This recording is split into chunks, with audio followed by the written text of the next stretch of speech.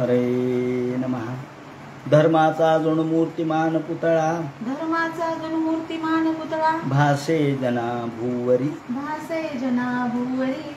दीक्षा देव निजो जगतिया, दीक्षा देव निजो जगतिया. बद्धास हो उद्धरी, बद्धास हो उद्धरी. वाणीने वदता भागवती कथा, वाणीने वदता भागवती कथा. व्यासा प्रति भासला, व्यासा प्रति भासला. तो हा गुरु श्री जनार्दन असा, तो हा गुरु श्री जनार्दन असा. पाटांगणी शोभला. पाटांगणी सद्गुरुनाथ महाराज की जय. हरे महाराजो वाच बले पदत्रयं भूमेः कस्मादरिरायाच तो भूत्वेश्वरः कृष्णवल्लब्धार्थो विवंदनम्. भगवान वेदव्यास स्मरण करून सांगू लागले आणि शुकाचार्य राजा परीक्षितीला सांगतात. सूत शौनकादिकाचा संवाद हा प्रारंभापासूनच चाललेला आहे. या अष्टमस्कंधाच्या 15व्या अध्यायाच्या प्रारंभी राजाने प्रश्न उपस्थित केला, महाराज भगवंत एवढे सर्व गुण संपन्न आणि षड्गुणेश्वर्य संपन्न असताना त्यांनी याचना कशी काय केली? वास्तविक सर्व विश्वाचं सामर्थ्य त्यांच्या जवळ आहे. असं असताना त्यांना कोणाकडे हात जोडून विनंती करून मागणी करण्याची काय गरज आहे? आणि बलीला त्यांनी बांधून 3 पावलं जागा घेतली, हे काय? याचं कारण काय ते आम्हाला सांगा. असं म्हटल्यानंतर शुकाचार्य म्हणतात, हे परीक्षिते, पराजित श्री रसुभेशचा हा पितो. ज्या वेळेला देवांचा पराजय झाला आणि राक्षस वाढले, ताकदवान झाले आणि बलीनं इंद्राच्या राजधानीवर अमरावतीवर स्वारी केली, या वेळेला बलीनं जो यज्ञ केला होता त्या यज्ञामुळं त्याचा प्रभाव फार वाढला, त्याचं सामर्थ्य फार वाढलं. त्यांनी सगळ्या ब्राह्मणांना संतुष्ट केलेलं होतं. त्यामुळे ब्राह्मणांचे आशीर्वाद त्याला लाभलेले होते. तम ब्राह्मणा भृगुव प्रियमाणा, सगळे ब्राह्मण त्याला अनुकूल होते, सगळे मंत्र त्याला अनुकूल होते. आणि हा बलीची पॉलिसी फार वेगळी होती. त्यांनी ब्राह्मणाला विरोध केला नाही, त्यांनी यज्ञाला विरोध केला नाही. त्यांनी मोठ्या कौशल्याने ब्राह्मणाला आपलंसं करून घेतलं आणि यज्ञ केला. सर्वजित नावाचा यज्ञ केला, ज्या यज्ञामुळं त्याला अत्यंत प्रभाव प्राप्त झाला. या वेळेला अत्यंत सोन्याने मढवलेला असा दिव्य धनुष्य, त्याचप्रमाणे रथ त्याला प्राप्त झाला, अग्निकुंडातून मिळाला आणि घोडे मिळाले. त्याचप्रमाणे सर्व प्रकारचं सामर्थ्य त्याला प्राप्त झालं. शुक्राचार्यांनी त्याला जो शंख दिला, तो शंख त्यांनी वाजवला. तो वाजवल्याबरोबर सगळ्या जगाला भय वाटू लागलं आणि त्यांनी त्या यज्ञातून प्राप्त झालेल्या रथावर तो आरूढ झाला. अथारूह्य रथम दिव्यम भृगुदत्तम महारथा, जो प्रत्यक्ष अग्नीने त्याला दिलेला होता, त्या रथावर आरूढ झाल्याबरोबर सर्व लोक त्याच्या पुढे थरथर कापू लागले आणि त्या रथावर बसून त्यांनी देवावर आक्रमण केलं, इंद्रपुरीवर आक्रमण केलं. देव हे पराजित झाले. देव तिथून लपून बसले, अंतर्धान पावले आणि ही इंद्राची पुरी त्यांनी ताब्यात घेतली. या इंद्राच्या पुरीमध्ये अत्यंत सुंदर अशा प्रकारचे बगीचे होते, फुलं होते, हंस, सारस, चक्राव्य यासारखे पक्षी होते. त्याप्रमाणे या देवाच्या नगरीमध्ये प्राकारेणाग्निवर्णेन, त्याचा प्राकार लाल अशा प्रकारच्या सोन्यासारखा, अग्नीमध्ये सोनं टाकावं त्याप्रमाणे होता. त्याचे गोपुर स्फटिकाचे होते. त्याप्रमाणे सगळीकडे महामरकताच्या फरशा होत्या. सुंदर अशा प्रकारच्या रत्नांचा प्रभाव त्या ठिकाणी दिसत होता. रत्नांचे दिवे त्या ठिकाणी लागलेले होते. आणि यत्र नित्यवयो रूपाः, बाग बगीचा यांनी हे वातावरण मोठं सुंदर होतं. आणि त्या ठिकाणच्या अप्सरा, देवांच्या स्त्रिया ह्या केवळ 16 वर्षांच्याच, त्यांचं वय वाढत नाही, भागवतामध्ये अनेक ठिकाणी याचं विवरण आलेलं आहे की यत्र नित्यमयो रूपा, हा त्यांचं रूप बदलत नाही, त्यांचं वय वाढत नाही. म्हणजे अशा प्रकारची ही नगरी, अर्थात की जिथे काळाचा परिणाम होत नाही. भ्राजन्ते रूपवन्नार्यो, त्या ठिकाणी या सुंदर अशा प्रकारच्या स्त्रिया, सुरस्त्री केशविष्टर्ण नवगंधकस, नवीन अशा प्रकारच्या सुगंध वातावरण सगळीकडे झालेलं, या स्त्रियांच्या अंगाचा सुगंध येत होता. आणि या वेळेला आकाशामधून मृदंग वाजू लागले, भेरी वाजू लागल्या, अप्सरा नृत्य करू लागल्या आणि बलीनं हे सर्व ताब्यात घेतलं. ज्याप्रमाणे भगवन नुद्यमो भूयान बलेर्न पूर्व वैरिणाहा, आणि इंद्राला त्या ठिकाणून पळून लावलं. या वेळेला सगळे देव गुरुकडे आले, बृहस्पतीकडे आले, बृहस्पतींना हात जोडले, शरण आले. ते म्हणले, महाराज आता आम्हाला आमचं राज्य कसं परत मिळावं, आमची ही इंद्रपुरी आम्हाला कशी परत मिळावी, आणि आम्ही तर देशोधडीला लागलो, काय करावं. बृहस्पतींनी जाणलं. बृहस्पती म्हणाले, अरे हा बली इतर राक्षसासारखा नाहीये, तो असुर कुळातला आहे, पण तो देव, धर्म, ब्राह्मण, यज्ञ यांना मानणार आहे. त्यामुळे त्याला विरोध करणं किंवा त्याला पदच्युत करणं खूप अवघड आहे. अहो, एखादा धर्म विरोधी असेल तर त्याला विरोध करता येतो, ब्राह्मण विरोधी असेल तर त्याला ताबडतोब पाताळात घालता येतं. पण जो ब्राह्मणाला अनुकूल आहे, मंत्राला अनुकूल आहे, यज्ञाला अनुकूल आहे, त्याला आपण कसं बाजूला करणार. म्हणून कॉन्फ्लिक्ट बिटवीन टू गुड्स हे संघर्ष अवघड असतो. Conflict between bad and good हा संघर्ष सोपा आहे, काळा आणि पांढरा हा संघर्ष सोपा आहे, पण दोन चांगल्यामधला संघर्ष अवघड. तर बळी तसं काही वाईट नाहीये, बळीने सगळ्यांना अनुकूल करून घेतलेलं आहे.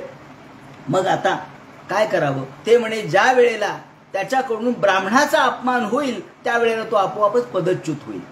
आता ब्राह्मणाचा अपमान कसं होणार, कारण तो ब्राह्मणाला मानणार आहे. ते म्हणतात, थांबा, वाट पहा. आपण म्हणतो ना, वाट पहा, थांबा आणि वाट पहा. वेट म्हणजे वाट पाहणे. याप्रमाणे वाट पहा, थांबा, काळ जाऊ द्या. Wait and watch. आजची परिस्थिती अशीच आहे, वेट अँड वॉच, पहा आणि थांबा. यात कालम प्रतीक्षंतो यत शत्रू विपर्ययः. ज्या वेळेला हा ब्राह्मणाचा अपमान करील, ब्राह्मण त्याच्या विरोधात जातील, त्यावेळेला तो आपोआपच त्याच्या पापाने नष्ट होईल. असं म्हटल्यानंतर इकडे शुकाचार्य म्हणतात, परीक्षिते, आपले मुलं सगळे देशोधडीला लागलेत. हे अदितीला रुचलं नाही. अदिती अत्यंत मनाने खिन्न झाली. अदिती देवांची आई, मनाने त्रस्त झाली, खिन्न झाली, उदास झाली. एके दिवशी कश्यप तिच्याकडे आले आणि कश्यपाला आल्याबरोबर तिने हात जोडले, नमस्कार केला, अर्घ्यपाद्य विष्ठराने पूजा केली, बसायला आसन दिलं. कश्यप ऋषी म्हणतात, का ग, तुझ्या चेहऱ्यावर अशी खिन्नता कशामुळे, तू उदासीन का दिसतेस, काय झालं, तुझ्याकडून काही चूक झाली का, पूजेमध्ये काही चूक झाली का, दानधर्म काही होऊ शकला नाही का, का कोणाचा अपमान झाला का, ब्राह्मणाचा, अग्नीचा, देवांचा तुझ्याकडून अपमान झाला, काय अतिथी, अभ्यागत यांचा काही अपमान झाला का, मग कशासाठी, सगळं तर कुशल आहे ना, सगळं ठीक आहे ना, असे प्रश्न विचारले. यावेळेला अदितीने हात जोडले, महाराज अहो, माझ्याकडून असं काहीच घडलं नाही, कोणताही गुन्हा घडला नाही, अपराध घडला नाही, पण सगळं कुशल आहे का असं विचारल्यानंतर मी आपणाला म्हणू शकते की अहो, माझ्या मुलांच्या बद्दल जर सगळीकडे दुरवस्था असेल तर माझं मन कसं स्थिर राहील. ऐश्वर्य श्रीयश स्थानम प्रतानी प्रबलैर्मम. अहो, माझ्या मुलांचं ऐश्वर्य, माझ्या मुलांचं यश, माझ्या मुलांची संपत्ती, माझ्या मुलांचं स्थान हे बलीने हरण केलंय, आणि मग माझी मुलं देशोधडीला लागलेत. तेव्हा त्यांना त्यांची जागा मिळावी, त्यांना त्यांचं स्थान मिळावं, एवढीच माझी इच्छा आहे. एवम अभ्यर्थितो द्वितीया, एवढी माझी याचना परिपूर्ण करा. असं म्हटल्यानंतर कश्यपानी उपतिष्ठस्व पुरुषम, त्यांनी सांगितलं, हे भद्रे, प्रिय पत्नी, तुझ्या म्हणण्याप्रमाणे होईल, पण त्यासाठी तुला एक व्रत करावं लागेल. काय व्रत? या ठिकाणी एतन्मे भगवान पृष्ठ प्रजा कामस्य पद्मजाः, फाल्गुन महिन्यामध्ये प्रतिपदेपासून द्वादशी पर्यंत हे 12 दिवसाचं पयोव्रत तुला मी सांगतो. आणि हे पयोव्रत केलं म्हणजे तुला प्रत्यक्ष भगवान तुझ्या पोटी जन्माला येतील. आणि ओम नमो भगवते वासुदेवाय या 12 मंत्राचा जप या ठिकाणी करायचा आहे. या ठिकाणी फक्त दुधावर राहायचंय 12 दिवस, बाकी काही करायचं नाही. आणि मग सगळ्या प्रकारची व्रत कसे करावेत हे सांगितलं. नमस्तुभ्यं भगवते पुरुषाय महीयसे, भगवंताला प्रार्थना करायची, भगवंताची मूर्ती स्थापन करायची. त्याप्रमाणे डुकरांनी उकरलेली माती आणायची आणि त्याच मातीनं स्नान करायचं, मृत्तिका स्नान करायचं, भस्म स्नान करायचं. त्याप्रमाणे शुद्ध राहायचं. आणि याप्रमाणे भगवंताचं फक्त ओम नमो भगवते वासुदेवाय या मंत्राचा जप करून गंध धूपादिभिष 400 भगवंताची गंध पुष्प धूप दीप नैवेद्य याने अर्चना करायची आणि दुधाचा नैवेद्य दाखवायचा आणि तेच दूध प्राशन करायचं. अशा पद्धतीने 12 दिवस तू केलं म्हणजे तुझ्या मनातल्या इच्छा सगळ्या पूर्ण होतील. याप्रमाणे सांगितलं. आणि कश्यप तिथून निघून गेले. शुकाचार्य म्हणतात, परीक्षिते, याप्रमाणे आदितीने ही पयोव्रत केलं. पयोव्रत करत असतानाच रात्री तिच्या स्वप्नामध्ये भगवान स्वतः विष्णू प्रगट झाले. या ठिकाणी दिव्य स्वरूपाने भगवंतांनी स्वप्न साक्षात्कार दिलेला आहे. हा स्वप्न साक्षात्कार महत्वाचा आहे. कारण जर भगवंताचा साक्षात्कार होणार असेल तर भगवान वेगवेगळ्या पद्धतीने साक्षात्कार देत असतो. याप्रमाणे इकडे वासुदेवे समाधाय चचार परोव्रतम, ती समाधी तिने लावला होता. ती निद्रित अवस्थेत नव्हतीच, समाधी लागलेला होता. सकाळी 4 वाजता तिच्या स्वप्नामध्ये जागृत अवस्थेमध्येच हे स्वप्न पडलेलं आहे. तस्या प्रादुर्भूत तात भगवान प्रगट झाले. पिवळा पितांबर धारण केलेला, शंखचक्र गदा पद्म धारण केलेले आणि भगवंतांनी श्रीवत्स चिन्ह धारण केलेलं होतं. आणि भगवंतांनी आशीर्वादासाठी हात पुढे केला आणि सांगितलं, हे आदिती, तू या ठिकाणी जे व्रत करतेस त्या व्रताने मी संतुष्ट आहे. तुझ्या पोटी मी लवकरच जन्म घेणार आहे. यावेळेला आदितीने भगवंताची स्तुती केलेली आहे. हे भगवंता, विश्वाय विश्वभवन स्थिती संयमाय स्वैरम गृहीत पुरुषक्ती गुणाय भूमने. हे भगवंता, आपण सर्व जगाचे प्रतिपालक आहात आणि आपल्या स्वरूपामध्ये हे विश्व निर्माण होतं. विश्व परिपालन आपण करता आणि विश्वाचा अंत करता. तेव्हा ब्रह्मादिक देव देखील आपल्या पुढे हात जोडतात. ज्ञानंचे केवल मनंत भवंती पृष्ठात, ज्ञानानेच आपण प्राप्त होता. आणि छोटी छोटी कामना ही आपल्याकडे काय करायची, परंतु माझ्या मनातली इच्छा आपण बोलून दाखवली, बरं झालं. याप्रमाणे भगवंतानी तिला सांगितलं, हे आदिती, देव मातर भवत्यामे विज्ञानम चिरकांक्षितम. देव मातर भवित्यामे, तुझ्या पोटी मी लवकरच जन्म घेणार आहे आणि तुझ्या मनातली इच्छा परिपूर्ण होणार आहे. याप्रमाणे सांगितलं. आणि इथे फार महत्वाचा शब्द वापरलाय, ममा अर्चनम नारहती गंतुमन्यथा. जे तू माझं अर्चन केलंस ते वाया जाणार नाही. गंतुमन्यथा, अन्यथा जाणार नाही. का? श्रद्धानुरूपम फलहेतुकत्वात्. हा महत्वाचा सिद्धांत आहे.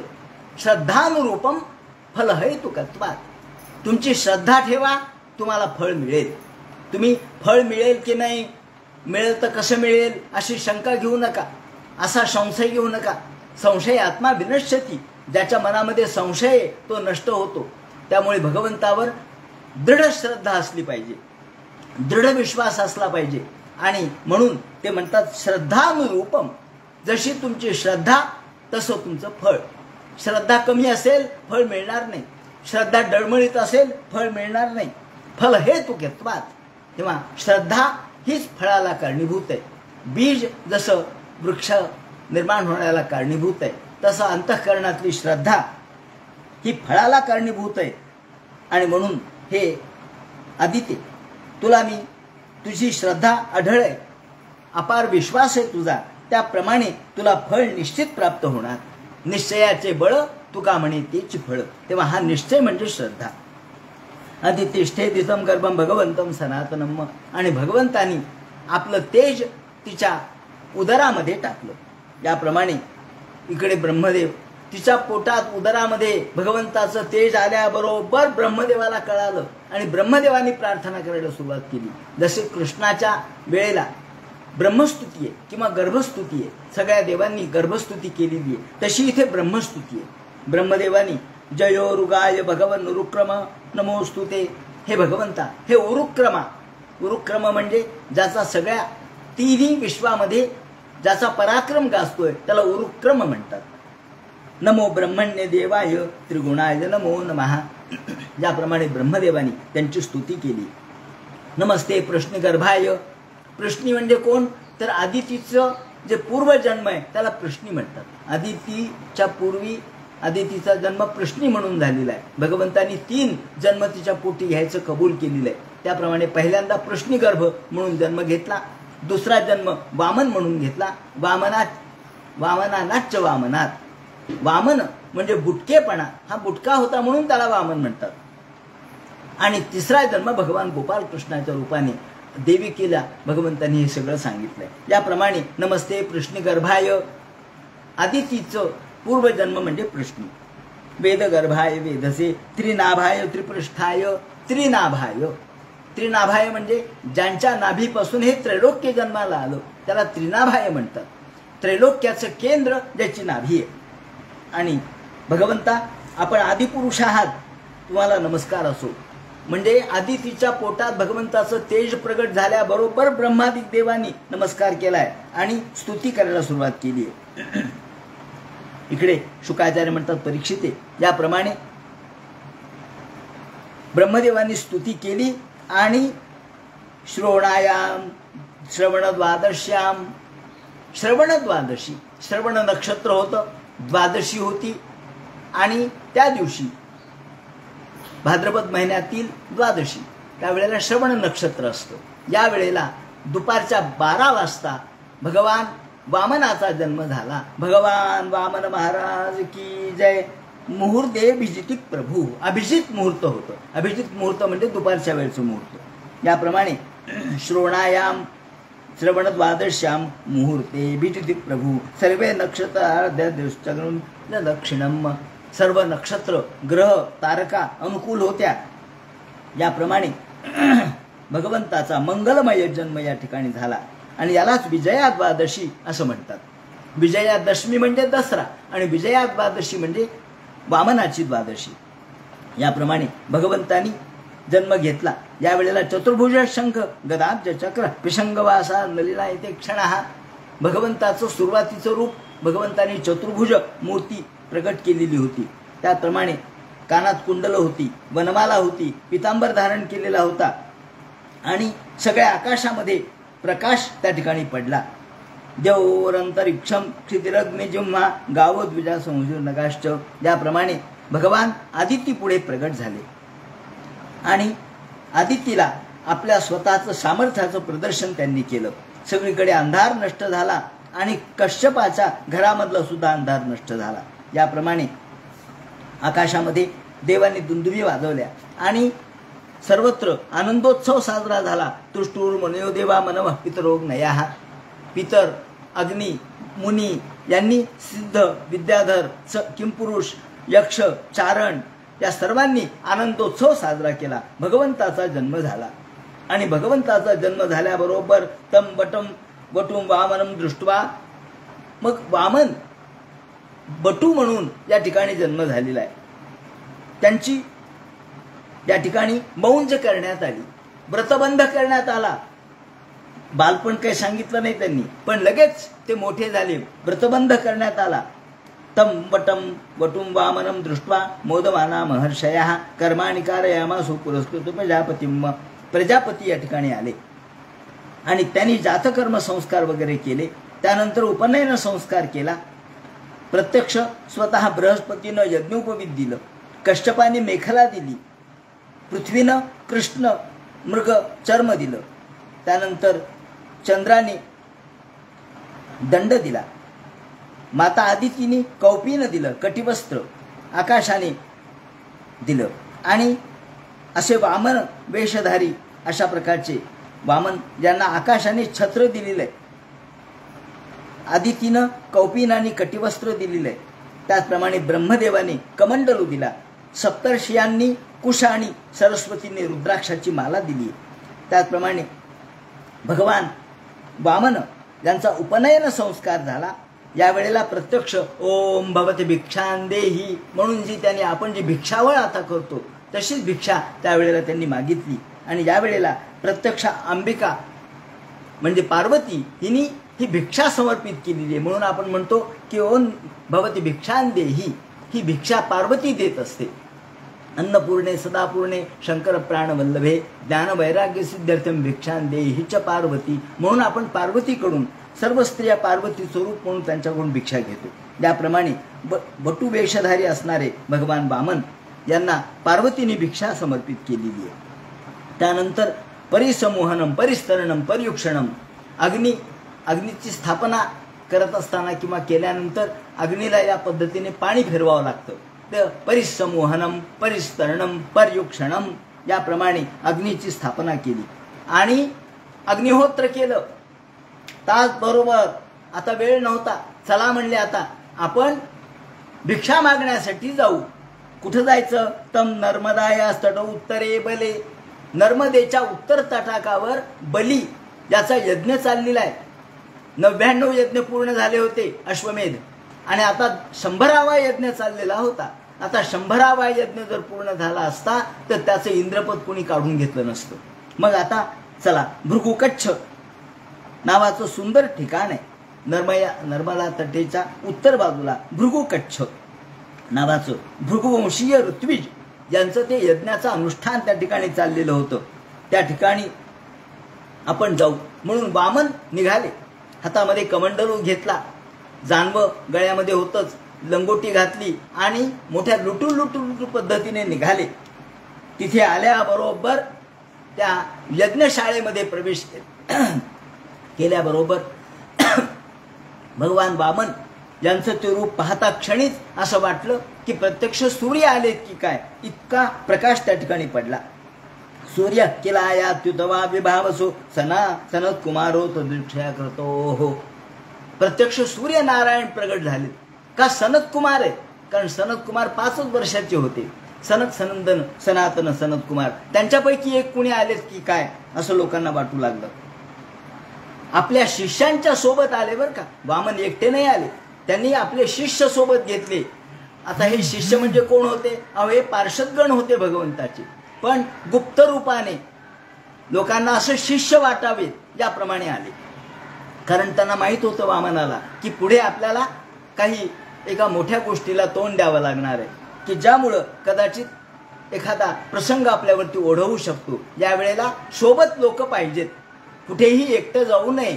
काही कार्य करायचं असलं, कोणाशी संघर्ष करायचा असला, काही जर आपल्या सोबत माणसं पाहिजेत. या दृष्टीने वामनाने मोठ्या चतुराईने त्यांच्यासोबत शिष्य घेतले आणि वितर्क्यमानो भगवान सवामनहा, हातात दंड होता, छत्र होतं, सजलम कमंडलू होता त्याच्या हातामध्ये आणि त्यामध्ये पाणी होतं.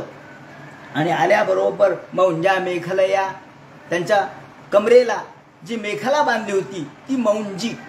आता मौंज नावाची एक वनस्पती असते, त्याला मुंजा म्हणतात किंवा मुंज म्हणतात.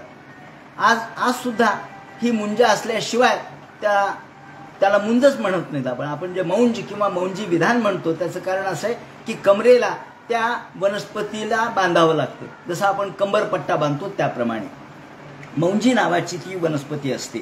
ती मेखलेच्या स्वरूपामध्ये बांधलेली होती आणि वीतम उपवीत जिनोत्तरम उपवीत जानवं घातलेलं होतं.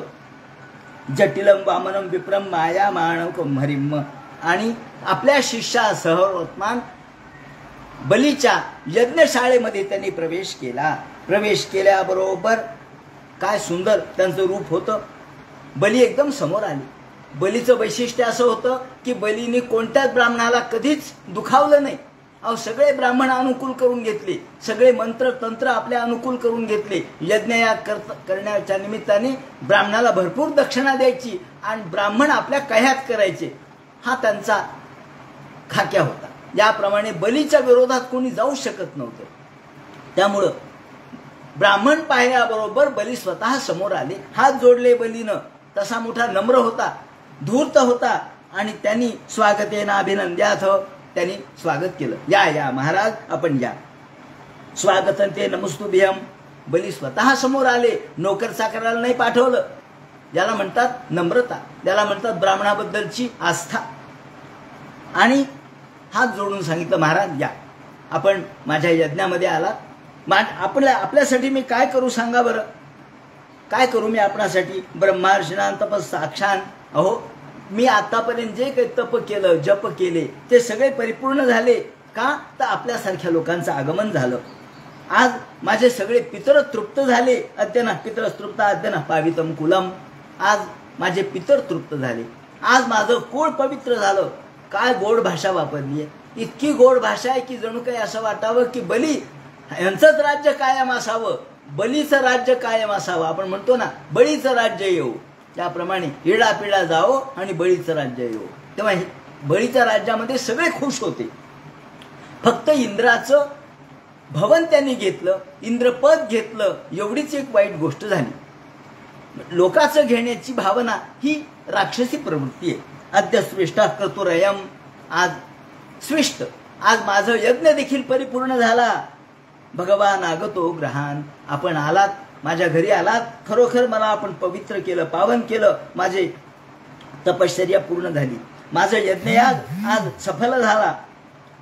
आणि सांगा, मी आपणासाठी काय करू? आपण कोण आहात? आपण सूर्य आहात की आपण प्रत्यक्ष कुमार आहात? कोण आहात आपण? सांगा. गाम कांचनम गुणवद्धाम सृष्टम. तुम्हाला काय देऊ सांगा? तुमचं आत्ताच मुंद झालेली दिसू लागली, व्रतबंध झालेला दिसू लागलाय. तुम्हाला दररोज दूध पिण्यासाठी गाय देऊ का? कारण यज्ञ करण्यासाठी गाईची गरज असते. गाईचं गोमूत्र पाहिजे, शेण पाहिजे, दूध पाहिजे, दही पाहिजे, तूप पाहिजे. तेवढ्यासाठी मी तुम्हाला गाई देतो. गाम कांचनम, गाई देतो. तुम्हाला गाई पाहिजे असेल तर गाई देऊ. तुम्हाला सोनं पाहिजे असेल तर सोनं देईन. तुम्हाला राहण्याला जागा पाहिजे असेल तर धाम, या ठिकाणी आत्ताच्या आत्ता चांगल्या प्रकारचे बंगले बांधून देतो. तथान्नपे मुपता विप्रकन्याम. आणि तुमची इच्छा असेल लग्न करण्याची तर आत्ताच्या आत्ता तुम्ही ब्राह्मण दिसता, मी ब्राह्मणाची मुलगी तुम्हाला आणून देतो. तुम्हाला अनुरूप अशी मुलगी तुम्हाला आणून तुमचं लग्न करून टाकतो. ग्रामान, तुम्हाला गावं देतो, तुम्हाला धन देतो, धान्य देतो. तुरगान गजानवा. अहो, तुम्हाला जर हत्ती घोडे पाहिजे असतील तर तेही देतो. सांगा, रथ पाहिजेत का? हत्ती घोडे पाहिजेत का? सगळं मी द्यायला तयार आहे. राज्य माझं द्यायला तयार आहे. शुकाचार्य म्हणतात, परीक्षित हे सगळं ऐकलं. वामन सुद्धा फार हुशार होते. कोणाकडे जायचं तर आमन धपक्या नाही गेले, सगळा विचार करून गेले. बली कोण आहे, त्याचे वडील कोण होते, त्याचे आजोबा कोण होते, त्यांनी काय कार्य केलंय, हे सगळं. आणि आपल्यासोबत आपले जे रक्षक आहेत ते सगळे सोबत घेतलेले होते. आणि पुढे येणाऱ्या घटनेचा विचार करून म्हणून वामनाकडून एवढं तरी शिकावं की जिथं जायचंय तिथं अभ्यास करून जावं, रिकामं जाऊ नये. निशम्य भगवान प्रीता प्रतिनंदेम ब्रवीत. आणि मग वामन बोलू लागले, अरे बले, तुझे गोड वाक्य ऐकून मला आनंद झाला. कुलोचितम धर्मयुतम यशस्करम. खरं तू कुलोचित बोलतोयस. तुझ्या कुळाला योग्य पद्धतीने, कुळाच्या दृष्टीने त्याचा सन्मान करावा, अशा प्रकारचे वाक्य तू बोलतोयस. तुझे वाक्य हे तुझ्या कुळाला उपकारकच आहेस, अलंकृत करणारे आहेत आणि तुझ्या यशालाही अलंकृत करणारे आहेत. त्याचं कारण असं आहे की तू ज्या कुळामध्ये जन्माला आलास ते काही साधं कुळ नाही. अहो, तुझे वडील प्रत्यक्ष विरोचन आहेत, तुझे आजोबा प्रल्हाद आहेत. अहो, ज्या प्रल्हादासाठी भगवंतांनी नृसिंह अवतार धारण केला आणि परम भागवत म्हणून प्रसिद्ध झाले तुमचे आजोबा. प्रल्हाद उद्गाती झोडवाख्ये. आकाशामध्ये जशा तारका चमकाव्यात त्याप्रमाणे प्रल्हादाची कीर्ती जगामध्ये आजही चमकते. तेव्हा तुझे आजोबा चांगले होते. अहो, एवढंच कशाला, तुझ्या पणजोबांनी तर भगवंताशी युद्ध केलंय. दोन्ही तेवढेच सामर्थ्यशाली होते, हिरण्यकशिपू आणि हिरण्याक्ष, ज्याच्यासाठी भगवंतांना अवतार धारण करावा लागला. आणि यम विनिर्जित्य पृथ्वेण विश्वक्ष्माधोद आगतम. ज्या तुझ्या आजोबांनी सुद्धा गदायुद्ध भगवंताबरोबर केलं आणि दिग्विजय प्राप्त केला. निशम्य तद्वदम भ्राता हिरण्यकशिपो पुरा हंतुम भ्रातृणं क्रुद्धो जगाम निलयम हरे हे. तेव्हा तुम्ही सुद्धा मोठ्या कुळातले, तुमचे वडील मोठे, तुमचे आजे मोठे, तुमचे पंजे मोठे, तुमचं कुळ मोठं, अशा पद्धतीने पहिल्यांदा गोड भाषा वापरली आहे, त्याची स्तुती केली आहे आणि नंतर सांगितलं की हे पा तुम्ही म्हणता तुम्हाला काय पाहिजे. पिता प्रराध पुत्र असते तद्विधान वत्सल. विरोचन हे तुमचे वडील, हे देखील मोठे श्रेष्ठ दर्जाचे, ते देखील त्यागमूर्ती आहेत. मला तू सगळं द्यायला तयार आहेस, याबद्दल वाद नाही, पण मला बाकीचं काही नको, कारण मी काही मागणारा नाहीये, मी काही लोभी ब्राह्मण नाहीये. पदानी त्रीणे दैत्येंद्र, तुम्हाला द्यायचंच असेल तर मला 3 पावलं तेवढी जागा द्या. संमिता आणि पदा मम, माझ्या पावलांनी मोजून मला 3 पावलं जागा पाहिजे. नान्य ते कामये राजन. असं ऐकल्यावर बली हसले, म्हणले अरे तू लहान आहेस, म्हणले तुम्ही ब्राह्मण वा, तुम्ही लहान आहात, तुम्हाला कळत नाही. त्वम बालो बालिश मतीही, तुम बाल आहात, तुझी मती बालिश आहे, तुमची बुद्धी बालिश आहे. जा कोणाला तरी विचारून या की राजाकडे गेल्यानंतर काय मागावं. अरे पदत्रयम, 3 पावलं जागा, तुम्ही तर किती लहान आहात, 5 वर्षाची तुमची मूर्ती आहे आणि तुमचे करंजी सारखे पाय, 3 पावलं जागा म्हणजे किती किती जागा होईल हो. अरे मी तुम्हाला सगळं राज्य नाही, सगळं द्वीप द्यायला तयार आहे. पदत्रयम वृणीतो यो बुद्धिमान विपदा सुषाम्य न पुमान मापु प्रत्येत भूयो याचे तुम्हाला हती. हे काही मागण्याची गोष्ट झाली का? ही काही मागण्याची गोष्ट नाहीये. हे पा तुम्ही कोणाला तरी विचारा, नाहीतर विचार करून पुन्हा या. भगवान म्हणतात नाही राजा, मी तुला म्हटलं ना, माझ्या पावलांनी 3 पावलं जागा तेवढीच मला पाहिजे. तू जरी मला सप्तद्वीपवती पृथ्वी दिली तरी मला ती उपयोगाची नाही. का तर सप्तद्वीपाधिपतयो नृपा वैन्य गदादया. अरे संतुष्टता ही सगळ्यात श्रेष्ठ गोष्ट आहे. त्यामुळे सप्तद्वीपवती पृथ्वी दिली म्हणून संतुष्टता जर नसेल तर हे सगळं व्यर्थ आहे. नासंतुष्ट स्त्रीभीर लोकैर, अनेक लोक असे की ज्यांना संतुष्टता नसते. जो ब्राह्मण लोभी आहे, हा वसवस करणारा आहे, हावहाव करणारा आहे, तो नष्ट होतो, त्याचं तेज नष्ट होतं, त्याची कीर्ती नष्ट होते. ज्याप्रमाणे अग्नीमध्ये पाणी टाकलं म्हणजे अग्नी विझून जातो, त्याप्रमाणे केवळ वसवस करणाऱ्या ब्राह्मणाचं तेज नष्ट होत असतं. आणि जो ब्राह्मण संतुष्ट आहे, जो ब्राह्मण लोभी नाही, निर्लोभी आहे, त्याचं मात्र तेज वाढतं. यदृच्छा लाभतृष्टस्य तेजो विप्रस्य वर्धते. अल्पसंतोषी असलेल्याचं तेज वाढतं, त्याची श्री वाढते, त्याची कीर्ती वाढते. आणि तत्प्रशाम्यत्य संतोष दंभ सेवा शुशुक्षणीही. आणि जो असंतोषी आहे त्याचं तेज मात्र कमी होतं. अग्नीमध्ये पाणी टाकावं त्याप्रमाणे. म्हणून हे राजा, मला काही नको, मी संतुष्ट ब्राह्मण आहे, मला फक्त माझ्या पायाने 3 पावलं जागा तुला द्यायची तर दे. असं म्हणल्याबरोबर तेवढ्यात शुक्राचार्य आले. शुक्राचार्य बलीचे गुरु, राक्षसांचे गुरु, ते आल्याबरोबर त्यांनी शुक्रनीती सांगायला सुरुवात केली. शुक्रनीती हा एक फार महत्वाची नीती आहे. ती नीती काय सांगते? ती जी नीती आहे ती असं सांगते, राक्षसांची किंवा असुरांची जी संस्कृती आहे ती हीच आहे की यावत जीवेत सुखन जीवेत, जोपर्यंत जीवन आहे तोपर्यंत आनंदाने जगावं. अहो देह नष्ट झाल्यावर काय करणार तुम्ही? देहासाठी सगळं करा, ही नीती आहे. देहात्मवादी, देह हेच सगळं आहे, अशी ती नीती सांगते. शुक्र समोर आले, शुक्राचार्य समोर आले आणि बलीनं हातामध्ये भांड घेतलेलं होतं, झारी घेतलेली होती आणि बळी समोर येण्यापूर्वीच शुक्र तिथे आले. थांब बळे, थांब, तू काय करायलास? 3 पावलं जागा, अरे याला देऊ नकोस, तुला सांगतो एष वैरोचने साक्षात. अरे भले, हा कोण आहे ओळखलं का? भगवान विष्णुरव्यय. हा प्रत्यक्ष भगवान विष्णू आहे आणि हा तुझ्याकडे कश्यपाचा पुत्र म्हणून अदितीच्या पोटी जन्माला आलाय कार्यसाधका, देवानाम कार्यसाधका, हा देवाचं कार्य साधण्यासाठी इंद्रासाठी या ठिकाणी आलाय. हा साधू समजू नको, हा महा बदमाश आहे, हा तुझं राज्य या ठिकाणी हरण करेल. आणि 3 पावलं जागा हा म्हणतोय, त्या 2 पावलांनी सगळं विश्व व्यापून टाकील. मग 3रं पाऊल कुठे ठेवा, कुठे ठेवणार असा प्रश्न विचारील. तेव्हा सगळं राज्य, तुझी सगळी संपत्ती हे सगळं नष्ट करील. क्रमतोगाम पतैकेन, एका पायाने पृथ्वी, दुसऱ्या पायाने स्वर्ग, असं तो सगळं त्याच्या स्वतःच्या सामर्थ्याने तो व्याप्त करील. आणि मग मात्र ताटीयस्य कुतो गतीही, अरे तुला नरकात सुद्धा स्थान मिळणार नाही. तेव्हा माझं ऐक, मी सांगतो थांब. यश धर्मा यशतीर्थाय, जर आपल्याला धर्म करायचा असेल तर आपल्याजवळ संपत्ती पाहिजे. तू सगळी संपत्ती दान करशील तर काय धर्मार्थ काम मोक्ष करणार आहेस? जर संपत्ती असेल तर धर्म करता येईल, संपत्ती असेल तर यज्ञयाग करता येतील, दान करता येईल, धर्म करता येईल. सगळ्या आपल्या जवळचं सगळं देऊन चालत नसतं. अहो याचकाला म्हणून काय झालं? याचकाला काय सगळं लंगोटीसह दान करायचं असतं का? नाही, हा धर्म नाहीये. माझा ऐक, सत्यमेवमिति यत्प्रोक्तम. मग सत्य आणि अनृत वेदामध्ये सुद्धा याचं विवरण आलेलं आहे असं ते म्हणतात. शुक्राचार्य सुद्धा हुशार होते. ते म्हणतात वेदात सुद्धा सांगितलंय सत्यानृताची कथा. कशाला सत्य म्हणायचं, कशाला अनृत म्हणायचं? अरे सत्यम पुष्पम फलम विद्या.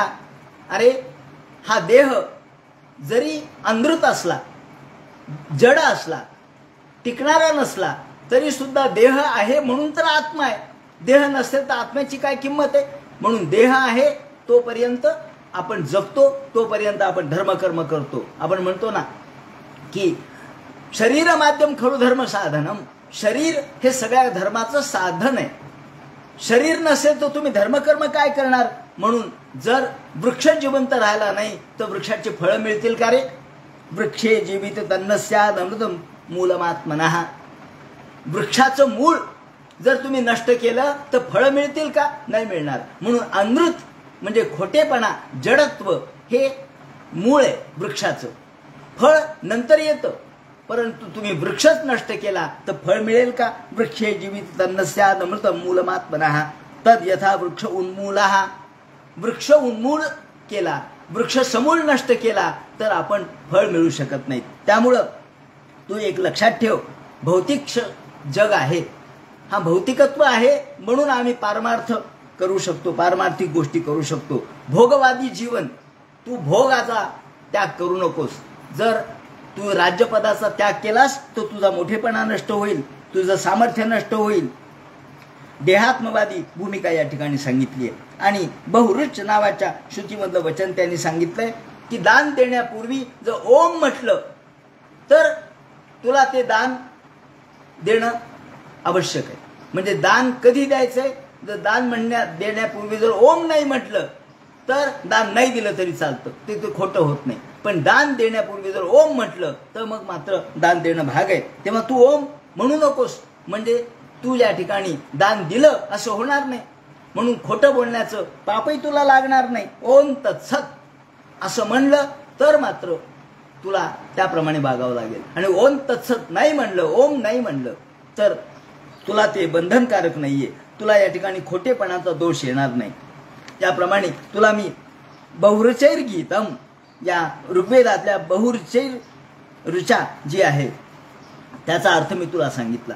आणि आणखी एक गोष्ट सांगतो, व्यावहारिक गोष्ट लक्षात ठेव. स्त्रीषु नर्म विवाहेच वृत्त्यर्थे प्राणसंकटे गोब्राह्मणार्थी हिंसायाम नानृतस्या जुगुप्सितम. नानृतस्या जुगुप्सितम. अनृत, खोटं, नेहमीच काही खोटं नसतं. काही वेळेला आपल्याला प्राणरक्षणाच्या वेळेला खोटं बोललं तर चालतं. धर्म काय सांगतो? धर्म असं सांगतो की आधी शरीर माध्यम, आधी शरीराचं रक्षण करा, देहाचं रक्षण करा आणि मग धर्म करा. म्हणून या ठिकाणी नानृतम, अनृत हे जुगुप्सित नाहीये. अनृत, खोटं बोलणं हे गर्ह्य नाही. खोटं बोललेलं चालतं.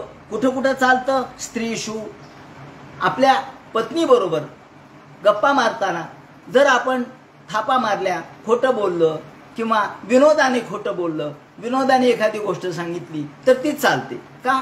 तर पत्नीबरोबर विनोद चालतो, विनोदाने खोटं बोललेलं चालतं. नर्म विवाहेच, एखाद्याचा विवाह होतच नाहीये, काय करावं, लग्नच ठरत नाही, लग्नच ठरत नाही. मग लग्न विवाह होणं हे तर सत्कर्म आहे, मग विवाह जुळवणं हे सत्कर्म आहे. मग काय करावं, तर आपण जर बैठकीला बसलं आणि वरपक्षाकडून आपण आहोत, लग्न जुळत नाही त्या ग्रहस्थाचं, मग काय करावं, बैठकीला बसल्यानंतर सांगावं की हो हो यांच्याकडं काय नाहीये, सगळे घर आहे, दार आहे, जमीन आहे, शेत आहे, सगळं आहे, संपत्ती आहे, हो आहे, फक्त बोलत असताना घर आहे पण गहाण टाकलेलं आहे. मग त्याला काय अर्थ आहे, पण कंसात हळूच, घर आहे गहाण टाकलेलं आहे, हळूच बोलायचं. आणि शेत आहे पण कुळाच्या ताब्यात आहे, मग शेत आहे मोठ्याने म्हणायचं आणि हळूच म्हणायचं कुळाच्या ताब्यात आहे. धन आहे, संपत्ती आहे, पण म्हणले काय, ओ बँक बुडाली, मग धनही बुडालं. धन आहे बँकेत ठेवलेलं आहे पण बँक बुडाली, काय करावं. तेव्हा या पद्धतीने धन, शेत, घर, दार आहे म्हणून सांगावं आणि त्याचं लग्न जुळवावं. कसं का असे ना, केन प्रकारेण, कोणत्याही प्रकाराने लग्न जुळवण्याचं काम माणसाने करावं, कारण ते शुभ गोष्ट आहे. म्हणून तिथे खोटं बोललं तर चालतं. नंतर कधी का कळेना लोकांना, अहो तुम्ही खोटं बोललात. नाही नाही, मी कुठं खोटं बोललो, मी खरं सांगितलं, हळूच सांगितलं. पण याप्रमाणे ते म्हणतात वृत्त्यर्थे प्राणसंकटे. वृत्त्यर्थे पैसा मिळवायचा असेल तरी सुद्धा खोटं बोललेलं चालतं. माणसाला त्यांनी सांगितलं ना, दशगौप्यानी कारयेत, शास्त्रच सांगतं 10 गोष्टी गुप्त ठेवाव्यात माणसाने, 10 गोष्टी गुप्त ठेवाव्यात. त्यामध्ये पैसा आपल्याजवळ किती आहे हे कोणाला सांगू नये. तुम्ही सांगितलं नाही हो, एखाद्याने विचारलं पैसा किती आहे तुमच्या समोर, बोल, खोटं सांगावं, माझ्याजवळ 1 रुपया नाही, 1 खडकू नाही. का, खोटं बोललात, हो खोटं बोललं चालतं. का, पैसा जर सांगितला तर लोक आपल्याला मारल्याशिवाय राहणार नाही. त्यामुळे या वेळेला जर चोर आले आणि तुमच्या जवळचं सोनं द्या, सोनं कुठे, माझ्याकडे काहीच नाहीये, सगळं जवळ असतं, पण नाही म्हणून सांगा. का, ज्यामुळं आपण वाचू. आणि प्राण संकटे, प्राणावर संकट आलं, आपल्या प्राणावर संकट आलं. आपल्याकडे असे काही स्वातंत्र्य सैनिक होते की ज्या स्वातंत्र्य सैनिकांना एकदा या रझाकारांनी पकडलं. त्या एका स्वातंत्र्य सैनिकांनी सांगितलं, रझाकारांनी पकडल्यानंतर आता रझाकारांनी पकडलं तर जे हिंदू आहेत त्यांना ठार करत होते. याप्रमाणे 1, 2, 3, 4, 5 पकडले. आता एक जण स्वातंत्र्य सैनिक असा होता, मोठा हुशार होता.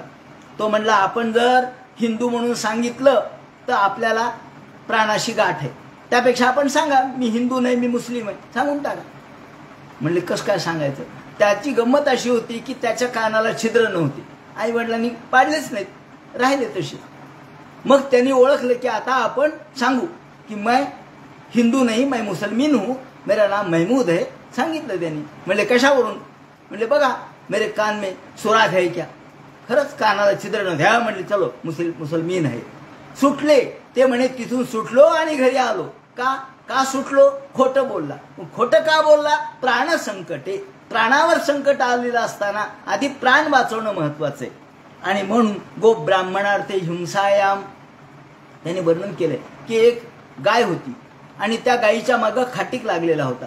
ती गाय पुढं पळत होती, खाटीक तिच्या मागे लागलेला. या गल्लीतून त्या गल्लीत, त्या गल्लीतून त्या गल्लीत गेली आणि एका गल्लीत गुप्त झाली, एका भिंतीच्या आड गेली. तेवढ्यात खाटीक मागं आला. एक ब्राह्मण उभे होते.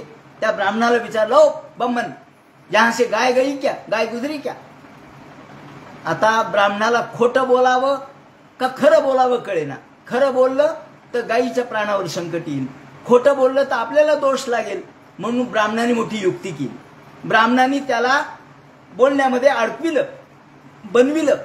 तो म्हणले, बोलो ना बम्मन, तुम कहा, यहां से गाय गुजरी क्या, गई क्या, बोलो. तर तो म्हणला, ब्राह्मण म्हणला, ज्यांनी पाहिलं त्याला बोलता येत नाही आणि जो बोलतोय त्यांनी पाहिलं नाही. खाटी त्याला काही कळ नाही, क्या बोल रहे, बोले क्या बोल रहे तुम, समझ में नहीं आ रहा.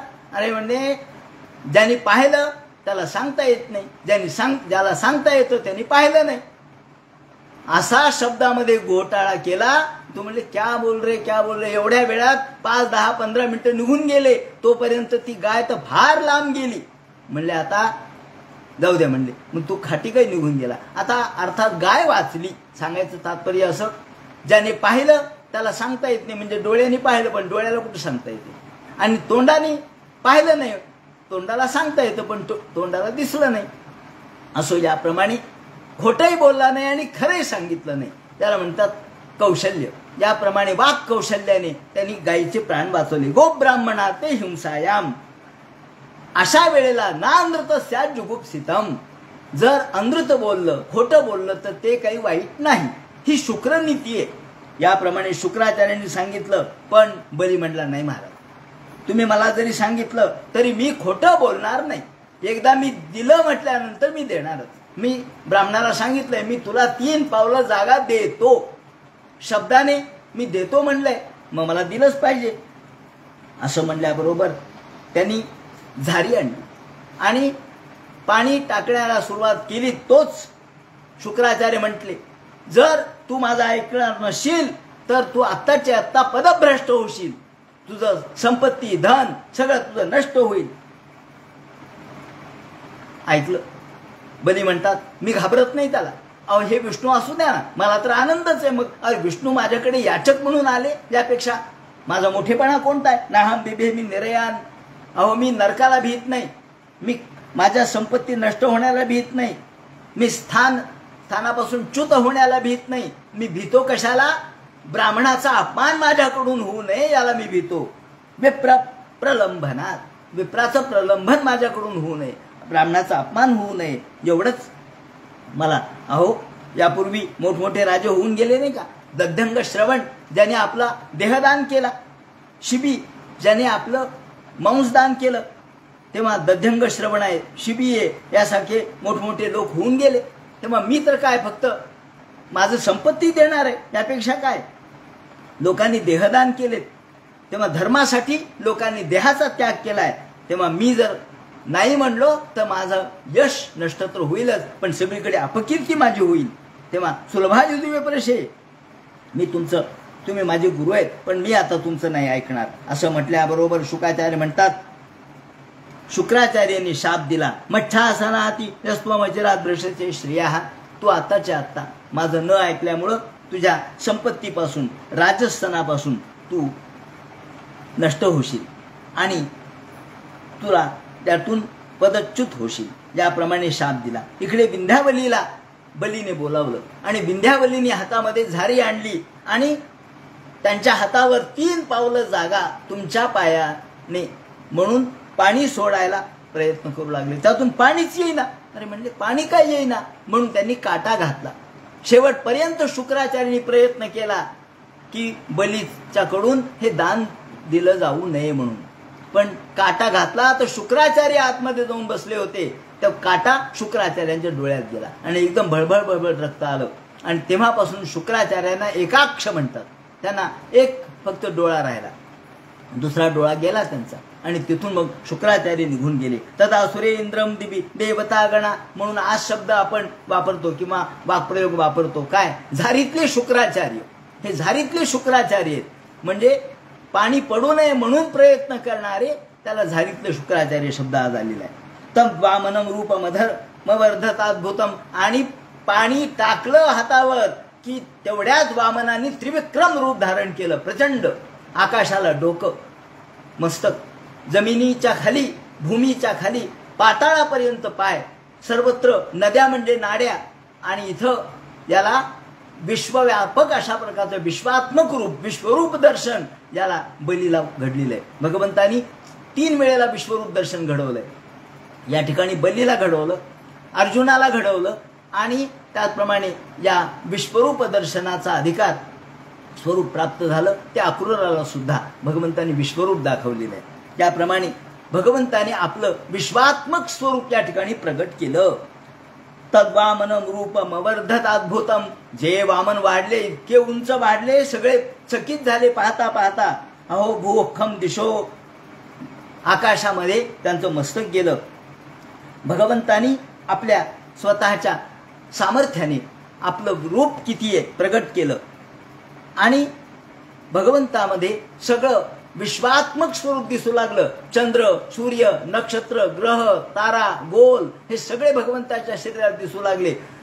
नाड्या म्हणजे नद्या दिसू लागल्या. पर्वत म्हणजे भगवंताच्या, झाडं म्हणजे अंगावरचे केस दिसू लागले. केस झाडाप्रमाणे दिसू लागले. पर्वत दिसू लागले. त्याप्रमाणे स्वर्ग, मृत्यू, पाताळ हे दिसू लागलं. त्या पायामध्ये तलातल, महातल हे सगळे पाताळ त्यांच्या पायामध्ये दिसू लागलं. जानूमध्ये, गुडघ्यामध्ये भूमी दिसू लागली. ज्याप्रमाणे बांड्यांचे छंदांसे रसे जलेशम, वाणीमध्ये छंद दिसू लागले. भूमध्य भागामध्ये त्यांचे भगवंताचे जे भ्रूमध्य भाग आहे, ललाटावे त्यामध्ये क्रोध दिसू लागला. ओठामध्ये लोभाचं दर्शन झालं. त्याचप्रमाणे छातीमध्ये धर्म दिसू लागला. पाठीमध्ये अधर्म दिसू लागला. त्याचप्रमाणे यज्ञ दिसू लागला. ब्रह्मादिक देवता दिसू लागल्या. नखांमध्ये शिळा दिसू लागल्या. बुद्धीमध्ये ब्रह्मदेव दिसू लागले. ऋषिगण दिसू लागले. आणि पर्जन्य घोषो जल पांचजन्य हे व्यापक स्वरूप पाहिलं. सगळे थक्क झाले. डोळे दिपून गेले. भगवंताच्या बाजूला सगळे पार्षदगण दिसू लागले. सुनंद मुख्या उपस्थुरीशम, आणि एका पायाने पृथ्वी व्याप्त केली, दुसऱ्या पायाने स्वर्ग व्याप्त केला. आणि मग भगवंताने सांगितलं, हे बले तिसरा पाय कुठे ठेवू सांग, नाहीतर आत्ताच्या आत्ता मी तुला नरकामध्ये पाठवतो. शुकाचार्य म्हणतात, परीक्षिते हे पाहिल्याबरोबर ब्रह्मादिक सगळे लोक भगवंताची स्तुती करू लागले. आणि त्यांनी सांगितलं, याला बांधा, याला वरुण पाशाने बांधून टाका, हा पळून जाईल. ज्याप्रमाणे त्याला वरुण पाशाने बांधलं आणि व्यापक स्वरूप प्रगट केलं. हे पाहिल्याबरोबर शत्रुना वटू रूपेना भगवंतानी खोटं बोल, तू खोटं बोललास, 3 पावलं जागा देतो म्हणालास, माझ्या पायाने 3 पावलं जागा देतो म्हटलास, फक्त 2च पावलं दिलेस, 3रं पाऊल दिलं नाही, आणि म्हणून तुला मी नरकात पाठवतो. नानृतम भाषितुम शक्यम ब्रह्मणी सदयानता, खोटं बोलला तू. आणि मग भगवंतानी बटूरूप पुन्हा धारण केलं. बटूरूप धारण केल्यानंतर मात्र बलीचे जे सगळे सैनिक होते ते म्हणले, अरे हा ब्राह्मण दिसायला ब्राह्मण दिसतो, पण हा खोटं वेष धारण करून, छद्म वेष धारण करून विष्णू या ठिकाणी आलेला आहे, मारा रे मारा म्हणे याला. त्याला वाटलं यांच्यामध्ये काही ताकद नाही, म्हणून सगळे लोक या बलीचे जे शत्रू होते, बलीचे जे सगळे सैनिक होते ते या भगवंतावर धावून आले. शूल पट्टीश पाण, या शूल पट्टीश पाणी सगळ्या प्रकारचे शस्त्रास्त्रांनी त्याच्या अंगावर धावले. पण भगवंत काही एकटे नव्हते, त्यांनी सोबत आपले शिष्य जे आणले होते ते शिष्य म्हणजे सगळे शस्त्रधारीच होते. जिथं जायचं तिथं जय्यत तयारीने गेलं पाहिजे. ब्राह्मणास्त्र म्हणून काय झालं, ब्राह्मणांनी सुद्धा कसं यावं, कसं जावं, जय्यत तयारी कशी करावी हे वामनाकडून आपण शिकलं पाहिजे. त्याप्रमाणे विष्णूचे सगळे पार्षदगण कोण कोण होते, नंद, सुनंद, जय, विजय, प्रबल, बल, कुमुद, कुमुदाश्व, विश्वक्सेन, जयंत, श्रुतदेव, पुष्पदंत एवढे भगवंताचे सगळे साथीदार होते. आणि ते शिष्य म्हणून आले होते, पण सगळे शस्त्रास्त्र संपन्न होते. आणि हे एकेकाची ताकद ही किती होती ते म्हणतात, हे सगळे मोठमोठ्या हत्तीच्या, हजार हजार हत्तीच्या ताकदीचे होते. तेव्हा हे सगळे भगवंताचे साथीदार त्यांच्यावर तुटून पडले आणि त्यांनी भगवंताला साथी मदत केली आणि या बलीचं सगळं सैन्य त्या ठिकाणी मारून टाकलं. त्याप्रमाणे प्रहस्यानुजरो विष्णो प्रतिशतानुधाया, आणि हे सगळे मारल्यानंतर मात्र वामनाला मारण्यासाठी आलेले सगळे सैनिक नष्ट झाले. त्यावेळेला बलीने सांगितलं, अरे हे सैन्यांनो थांबा, मारू नका. त्यांनी हे विप्रचित्ते हे राहो, हे विप्रचित्ते हे राहू, थांब थांब, माझे शब्द ऐका. माझ्या गुरुचा मला शाप लागलाय, त्याप्रमाणे मला या ठिकाणून आता पदच्युत होणं भागच आहे. आणि दुसरीकडं ज्यांना मारून काय होणार आहे, शेवटी आता आपल्याला काळ अनुकूल नाही. आपल्याला काळ अनुकूल आला म्हणजे पुन्हा आपण राज्य स्वीकारू. महायुद्ध निर्भत भरून कालोय अमर्थ कृत, आता आपल्याला काळ अनुकूल नाही, थांबा. ज्याप्रमाणे इथे बळीला बांधलं आणि मग मात्र बळीला बांधल्यानंतर त्याची पत्नी समोर आली. ही पत्नीने सांगितलं, महाराज आपण माझ्या पतीला बांधलं, पण पतीनं सगळं तुम्हाला सर्वस्वाचं दान केलंय, त्यांना मुक्त करा. ब्रह्मदेव आले. ब्रह्मदेवाने भगवंताची स्तुती केली. देवा, अहो जो एखादा साधं तुम्हाला पत्रम पुष्पम फलन तोयम, एखादं दुर्वांकुर अर्पण करतो तरी त्याला तुम्ही मुक्ती देता, त्याला तुम्ही मुक्त करता. इथं तर त्याने सर्वस्वाचं दान केलंय. यावेळेला बली म्हटला, हे वामना, तुम्ही माझ्या डोक्यावर तिसरा पाय द्या. अर्थात मी मृत्यूला घाबरत नाही, मी नरकाला घाबरत नाही, माझं डोकं अजून कायम आहे, माझी बुद्धी अजून कायम आहे, माझी बुद्धी आपण व्यापलेली नाही, त्यामुळे माझ्या डोक्यावर आपण पाय द्या. याप्रमाणे पदम तृतीयम कुरु शीर्षमे निजम, तिसरा पाय माझ्या डोक्यावर द्या. असं म्हटल्यानंतर भगवंतांनी तिसरा पाय डोक्यावर दिला आणि मग ब्रह्मदेव यांनी भगवंताची स्तुती केली, ज्याला मुक्त करा. आणि भगवंतांनी सांगितलं थांबा. प्रल्हादही आले, यांचे आजोबा, त्यांनी भगवंताला हात जोडले. म्हणले बरं झालं तुम्ही वामन रूप धारण करून यांना यांची जागा दाखवली, कारण शेवटी दुसऱ्याचं घेणं ही काही आपली संस्कृती नाही. तेव्हा इंद्राचं राज्य विनाकारण ज्यांनी घेतलं त्याला बाकीचं राज्य होतं, पण त्यांनी इंद्राचं राज्य घेण्याचा प्रयत्न केला, म्हणून शेवटी त्याची ही स्थिती झाली. असो, त्याला मुक्त करा. असं म्हटल्यानंतर भगवंतांनी सांगितलं थांबा, मला याच्यावर कृपा करायचीच आहे, थांबा.